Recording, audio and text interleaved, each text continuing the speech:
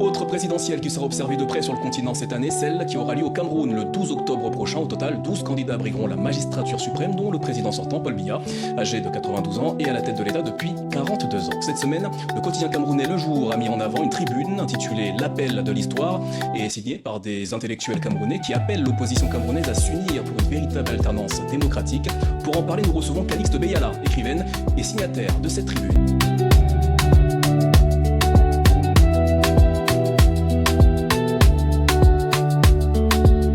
Calixte Beyala, bonsoir et merci d'être avec nous. Bonsoir. Alors vous signez avec d'autres figures camerounaises cette tribune qui appelle l'opposition à s'unir. Pourquoi ce texte et pourquoi maintenant? Pourquoi ce texte? Parce qu'il faut maintenant agir. On a attendu, on a cru que les politiques allaient faire le nécessaire pour que nous sortions de ces zones sombres de turbulence, de la déstructuration du Cameroun. Mais personne ne fait rien et on est obligé d'agir. Je pense que si le politique ne fait pas le nécessaire, le pouvoir va changer ou la contestation va obligatoirement changer de main, être peut-être au niveau des intellectuels ou alors par la rue. Je pense qu'aujourd'hui au Cameroun, on ne va pas accepter une énième fois de vivre comme dans le passé sans eau, sans électricité et sans même un État. Parce que l'État camerounais n'est même pas embryonnaire aujourd'hui. Il n'existe pas. Il y a quelques figures qui dictent des choses. On ne sait pas d'où ça sort, d'où ça vient et où ça part. Personne n'est puni. Il y a des meurtres et on est là, on observe et ils disent qu'ils nous dirigent. Non. Ça doit s'arrêter d'une façon ou d'une autre. Comme a dit un pasteur ou un évêque, on va peut-être choisir le diable. Même le chat, hein. Je dis même le chat. Calixte Beyala, vous appelez donc à l'union de l'opposition, mais certains Camerounais, notamment favorables à Paul Biya, se méfient des intellectuels qui ont un pied au pays et un pied à l'extérieur, notamment avec cette tribune. Ne pensez-vous pas que vous êtes vous aussi dans cette forme de bulle qui pourrait vous couper de certaines réalités camerounaises? J'ai une maison au Cameroun, je vis beaucoup au Cameroun, aujourd'hui beaucoup plus qu'avant. Quelquefois je vis un an au Cameroun sans mettre un pied à Paris. Donc je suis de plein pied et il me voit en action au Cameroun, j'y agis. Récemment, j'y ai construit même un pont pour les plus pauvres du pays. Donc on ne peut pas me dire on ne peut pas me contester de ne pas vivre dans ce pays. Par ailleurs, ils ont tout fait pour chasser les intellectuels de ce pays. Il faut arrêter de nous faire chanter. Ils ont tout fait. Soit on est emprisonné, soit on ne travaille pas. Imaginez-vous qu'un universitaire au Cameroun qui proteste et qui est titulaire de son poste, parce qu'il a dit que le pouvoir est dysfonctionnant, on le chasse de son poste. C'est courant chez nous là-bas. Donc, vous voulez que les intellectuels et les élites fassent quoi? Qu'on ne vive plus? Mais on essaye de vivre, on essaye de survivre. Donc vous estimez que c'est le rôle des intellectuels de s'investir, de s'engager aujourd'hui? Et ça mais on l'a toujours fait. Depuis 40 ans qu'il est au pouvoir. Non, on l'a toujours fait. Il y a eu beaucoup de morts. Vous êtes juste en train d'oublier certains qui sont morts en chemin, à l'étranger ou dans le pays, qui ont disparu. On oublie par exemple des contestations des élites aux États-Unis qui se sont fait assassiner, même aux États-Unis. Donc il faut arrêter de faire croire que les élites camerounaises, non, même les Mbembe, Achille Mbembe, on a toujours protesté. Mais c'est vrai que quand on a décidé d'ignorer vos voix, on fait croire que vous n'avez jamais rien dit. Les élites camerounaises ont toujours été contre ce pouvoir. Ceux qui y travaillent, on les y oblige. Je vous informe que... Ça c'est vous qui le dites. Hein, mais c'est moi qui le dis. Alors, on les oblige à être dans le parti d'État pour pouvoir continuer à travailler. Calixte Beyala, le mot d'ordre dans cette tribune, il est clair, s'unir et agir stratégiquement. Concrètement, comment imaginez-vous l'union d'une opposition souvent fragmentée et jalouse de ses chapelles? Elle est jalouse de rien du tout. Elle est juste fragmentée et puis égoïste et égocentrée. Voilà ce que je pense de cette opposition aujourd'hui. J'ai attendu avec joie que la réunion de Fumban, on nous sorte un leader que tout le monde suivrait. Mais à 5, ils ont été incapables de nous désigner un leader.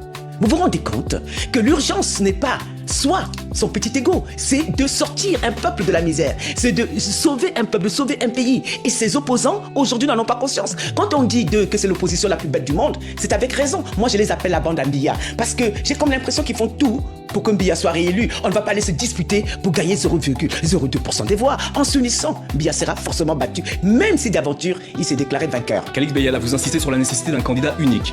Quelle qualité doit absolument incarner ce candidat fédérateur, comme vous le décrivez dans ce texte? Je m'en fous des qualités. Au point où nous sommes rendus, nous allons suivre ça. Au point où nous en sommes, nous voulons juste quelqu'un. Nous voulons avoir une nouvelle respiration. Est-ce que vous nous entendez? Nous voulons respirer. Nous voulons penser que nous vivons encore. Nous voulons penser que nous avons encore de l'espoir. Parce que c'est ce qui nous manque au Cameroun aujourd'hui. N'importe qui. Vous savez, un président n'est pas si important que ça. C'est ceux qui l'entourent. Il dirige quand même l'État. On le voit très bien à partir de la Suisse que l'État est très dirigé au Cameroun. Oui, merci à nous. Bon, merci de vous moquer de notre pays. Hein. Donc, non, nous avons besoin juste de quelqu'un, homme ou femme, qui puisse être là et nous allons tous nous mettre au travail pour sortir notre pays du sous-développement pour qu'au minimum les gens aient de l'eau à boire. Est-ce que vous savez que le Cameroun est le pays où il tombe le plus d'eau et où il n'y a pas d'eau à boire pour les citoyens? Calixte Beyala, dans cette tribune, vous parlez, je cite, d'un nonagénaire cramponné au pouvoir. Est-ce un appel direct à Paul Biya pour qu'il quitte ou qu'il renonce à ce 8e mandat ou un message à destination des Camerounais pour qu'ils sortent ressort de cette forme d'attentisme? C'est les deux. C'est-à-dire qu'on a d'abord cru, on a du temps, que Biya partirait tout seul. Vous savez, pendant des années, nous discutions entre nous, les élites camerounaises, et on se disait, mais non, on va le laisser, il va partir, il ne se représentera pas. C'est-à-dire, cette idée, on avait foi en lui. On pensait qu'il nous aimait et on a découvert qu'il ne nous aimait pas, qu'il était là pour lui. Et donc cet appel ne concerne pas que Biya qui ne veut pas partir, mais concerne aussi le peuple camerounais qui doit devoir prendre son destin en main. Parce que nous ne sommes pas des manchots. Nous sommes là, nous sommes capables de décider par nous-mêmes qui doit nous diriger. C'est tout. Calix Beyala, vous dénoncez un régime verrouillé et autoritaire. N'y a-t-il pas une forme de naïveté dans le fait de croire qu'un seul candidat de l'opposition pourrait d'une certaine manière changer tout ça et suffira à battre Paul Biya dans les urnes? Je n'ai jamais beaucoup cru qu'on battait une dictature par les journaux, si vous voulez mon opinion personnelle. C'est-à-dire, bon, c'est un très beau discours quand on nous dit, oui, l'alternance dans la paix, etc. Oui, moi aussi, je reprends le discours. Et dans ce cas-là, comment obtenir l'alternance pacifique au Cameroun? En pacifiant. En pacifiant, vous avez très bien compris. Donc, ce n'est pas dans la paix, mais dans la pacification, qui n'est pas le même mot que la paix. Vous m'avez très bien compris. Et je pense qu'aujourd'hui, les Camerounais sont beaucoup plus tournés vers leur nord et leur extrême, où les gens sont plus mobilisés, plus aptes à se lever, à dire non, que vers le sud, où c'est vrai qu'ils se sont fait beaucoup écraser, eux aussi, dans le sud. Toutes les élites pratiquement ont été jetées dans les prisons ou tuées. Donc, du coup, c'est vrai que c'est plus compliqué pour les gens du sud. Mais aujourd'hui, on voit quand même qu'il y a un mouvement qui se fédère autour des leaders du Nord.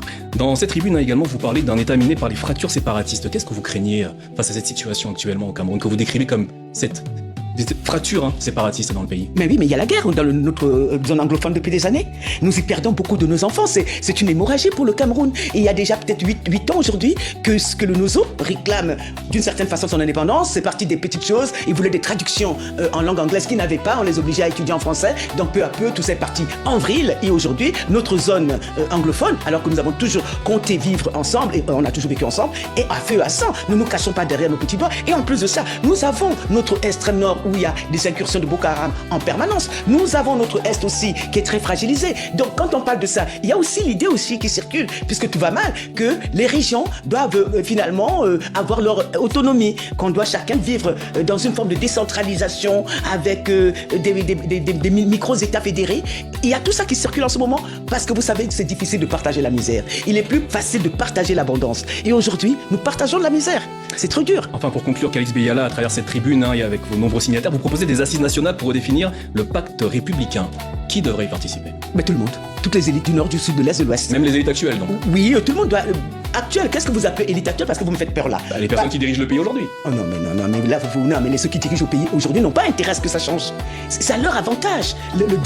La désagrégation du Cameroun est à leur avantage. L'état actuel de pourrissement du pays est à leur avantage. Donc ils ne veulent pas que ça change. C'est nous qui voulons que ça change. Et c'est la majorité. Sachez que 99% des Camerounais veulent le changement. Ils veulent un autre président. Ils veulent la refondation de l'État. Ils veulent une forme de décentralisation et d'autonomie, mais non d'indépendance. Ils veulent juste être un État comme un autre, respecté avec des règles et qui est moins, par exemple, de corruption. Par exemple, c'est un pays où la corruption est la règle et la norme qui est partout normale est pour nous une déraison. Voilà. Quand on n'est pas corrompu au Cameroun, on est dans la déraison. Calix Beyala, merci d'avoir répondu à notre question au sujet de cette tribune intitulée L'appel de l'histoire, paru cette semaine dans le quotidien camerounais Le Jour. Merci infiniment pour c'est moi qui vous remercie. ces réponses à nos interrogations.